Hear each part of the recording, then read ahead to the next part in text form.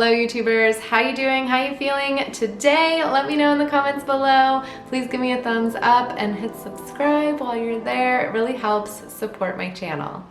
Due to all the controversies surrounding Lyme disease treatment, it can be a little bit tricky finding a Lyme specialist known as a Lyme Literate Physician.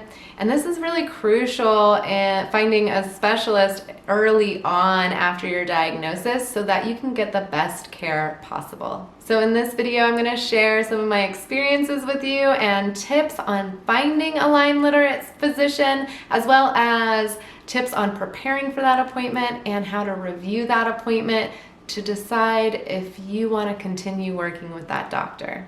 For those of you brand new to Lyme disease, go ahead and check the link above. I'm going to link a video where I went through all about understanding Lyme disease and why this illness is controversial to treat. But quickly, a Lyme Literate physician is a medical professional who has gone through a training course with the ILADS, or International Lyme and Associated Disease Societies training program.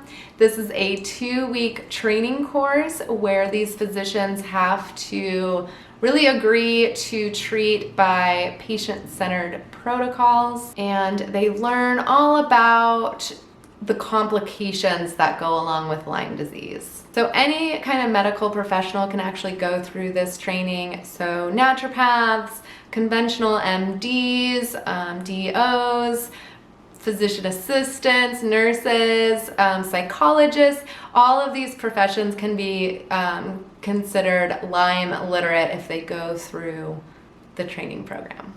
But just because they go through the training program does not mean that they have all the answers. Just like all medical professionals, there are some really great ones and there are some really not so great ones. So it's very important to research these doctors and really trust your gut instincts. So as you can imagine, with large cash fees and not a lot of regulations around these treatments, you can find some pretty shady characters in the Lyme treatment field. I know I have experienced a few doctors who really didn't have my best interests at heart. It just felt more like I was a cash cow for them. They were going to have me come in and do multiple treatments that weren't doing any good for me, or repeat things that hadn't worked in the past.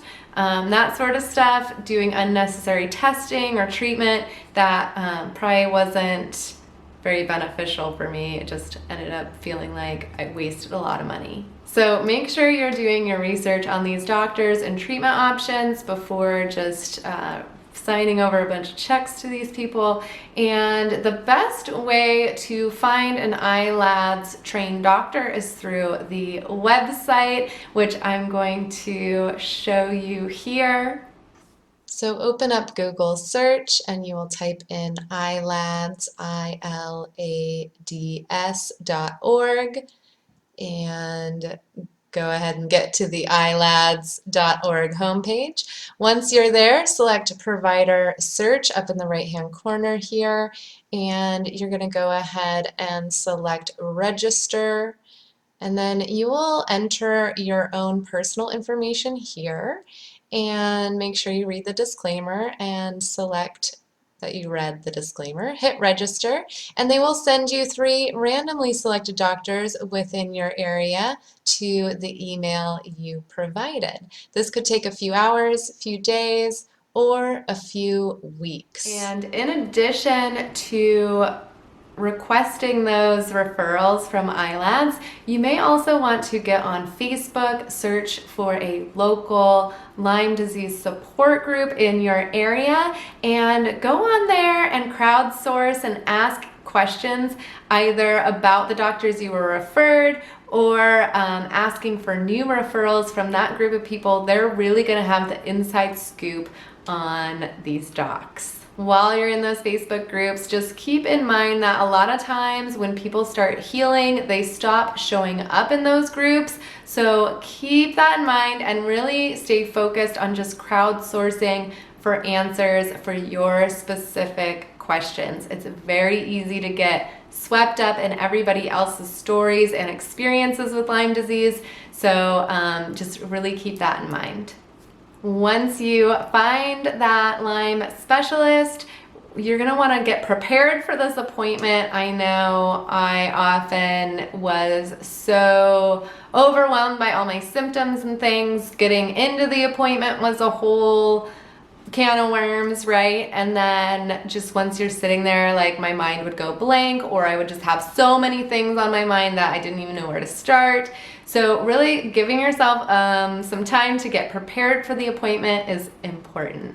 I recommend printing out a copy of any pertinent lab work you'd like this doctor to look at, any really key things that you want them to look at. So blood work, any like MRIs or scans that you've had, that sort of stuff. Get a copy of all that together. I usually bring just a little binder with that stuff and a list of my current medications. I also recommend writing out a outline or like Cliff Notes version of the timeline of your illness. When did things start?